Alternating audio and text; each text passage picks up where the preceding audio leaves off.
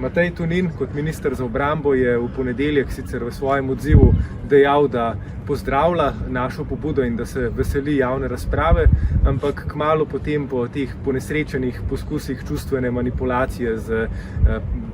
navedbami, kako bodo z oklepniki in helikopterji, vojaškimi helikopterji prevažali novorojenčke, je očitno ocenil, da bo tako javno razpravo izgubil in naslednji dan je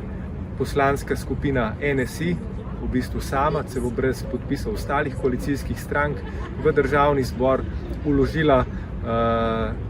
zahtevo za sklic nujne seje odbora za obrambo, kjer naj bi bil pač ta zakon obravnavan zdaj po hitrem postopku. Po rednem postopku bi moral biti v obravnavi oktobra, kar pomeni, da bi bilo pač 2 meseca skoraj časa za javno razpravo. Tako bo pa na pobudo NSi-ja in ministra Mateja Tonina kot predsednika te stranke, ki pravi, da se javne razprave veseli,